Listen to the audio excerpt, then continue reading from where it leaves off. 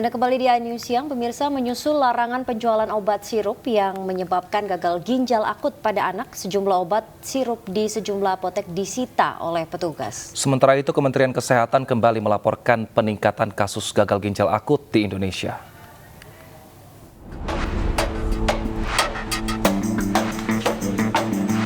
Polda Sumatera Utara menyita ribuan obat sirup dari sejumlah apotek dan pabrik di wilayah Sumatera Utara.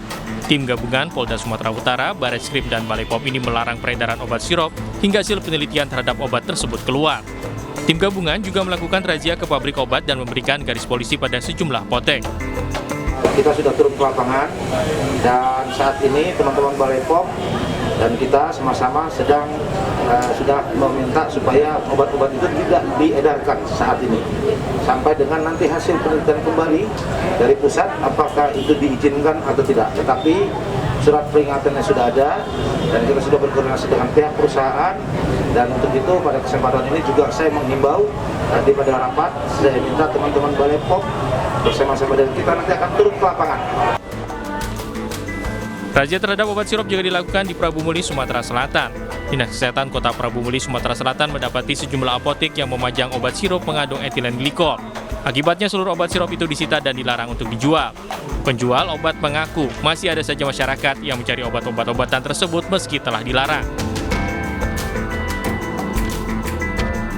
Ada 5 obat sirup yang ditarik dari peredaran karena mengandung etilen glikol dan dietilen glikol melebihi ambang batas dan berbahaya bagi tubuh.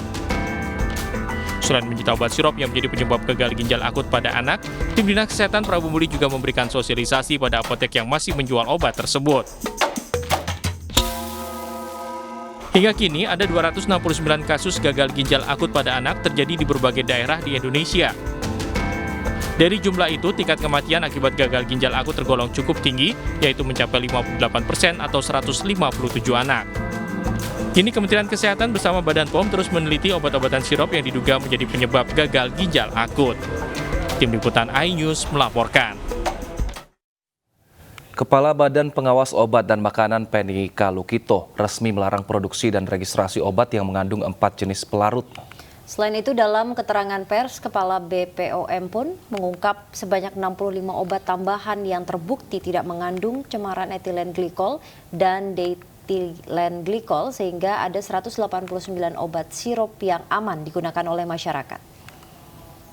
Pada itu tentunya Badan POM selain dari 102 list obat yang dikeluarkan oleh Kementerian Kesehatan kan sudah di-screen ya, yang sudah aman karena tidak mengandung pelarut tersebut sudah diumumkan. Nah, selebihnya ada 69 ya, 69 obat yang mengandung pelarut tersebut.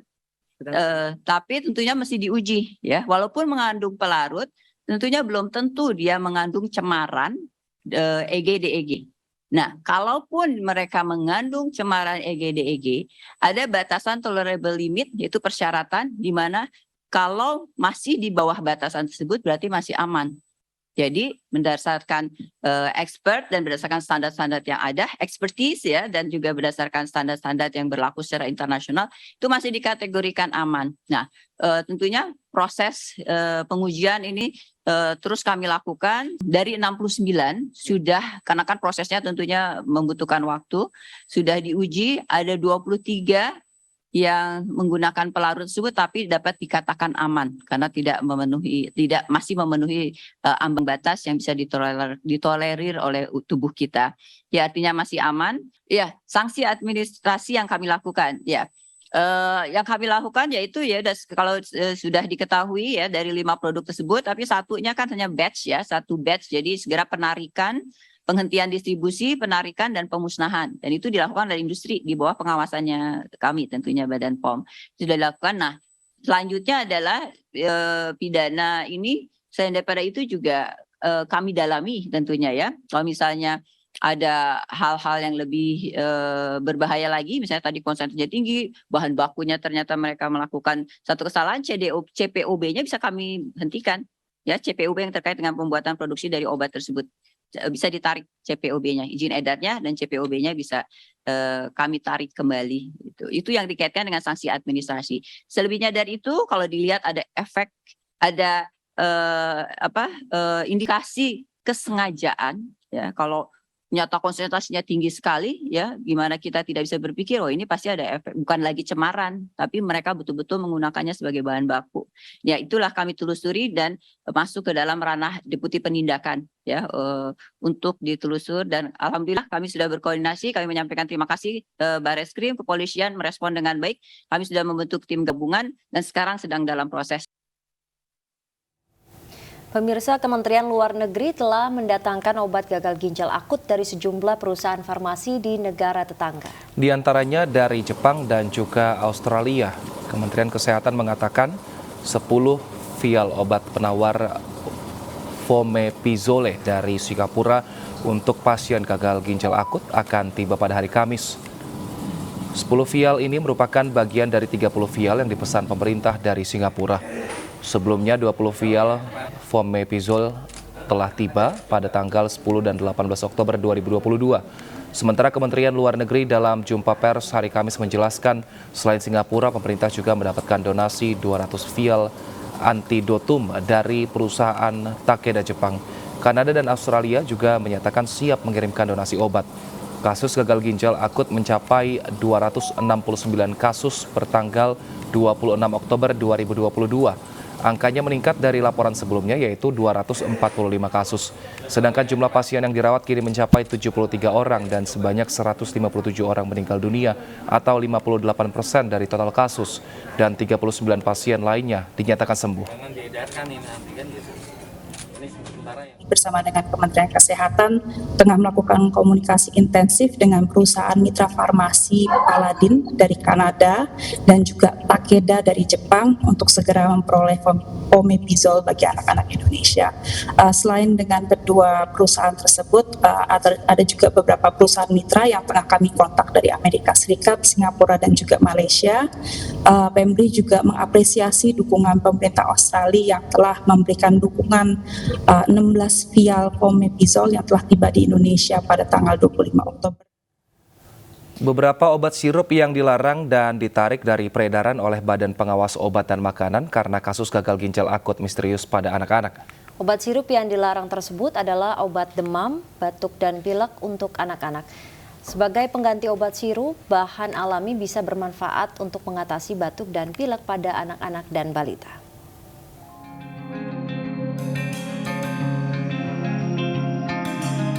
Kementerian Kesehatan menginstruksikan tenaga kesehatan untuk tidak meresepkan obat-obatan dalam bentuk cair atau sirup untuk sementara waktu. Selain itu, Kementerian Kesehatan juga meminta apotek untuk sementara tidak menjual obat bebas maupun obat bebas terbatas dalam bentuk cair atau sirup.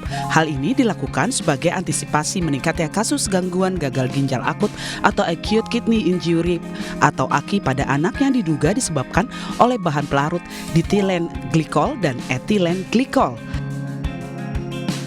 Sebagai alternatif, Kementerian Kesehatan dan Ikatan Dokter Anak Indonesia menyarankan penggunaan bentuk sediaan lain seperti tablet yang digerus menjadi puyer, kapsul, anal suppostoria, atau lainnya sebagai praktik penyembuhan penurun panas dan pereda batuk dan pilek.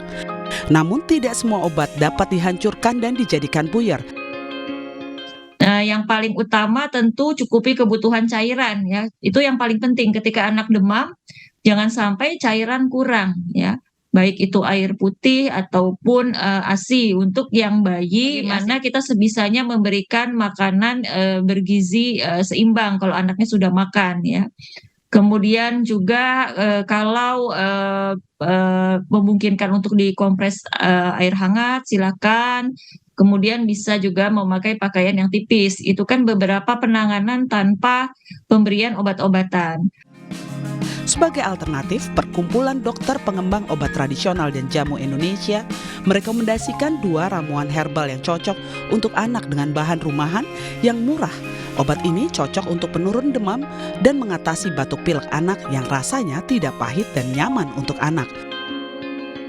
Bagaimana kita sebisanya memberikan makanan bergizi seimbang kalau anaknya sudah makan, ya.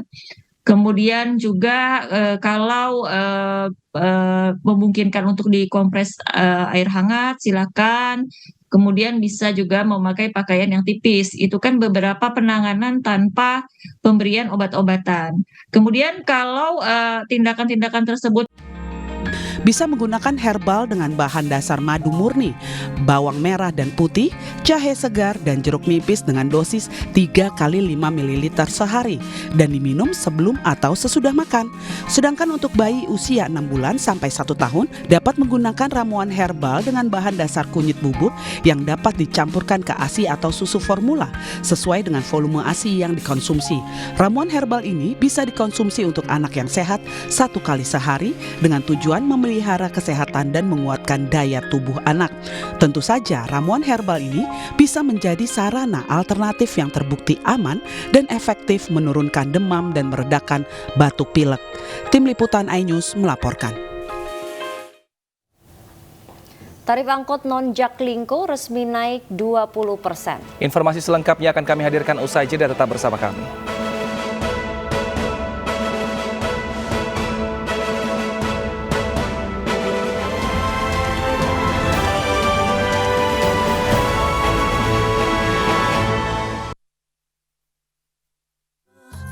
Mas Suban, kata-katanya masih.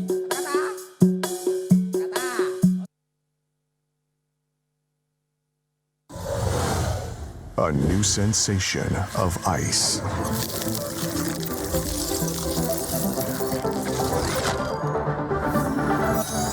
LA Ice Purple Boost. Kalau ada Indomie, kepikiran apa ya? Kan semua suka Indomie.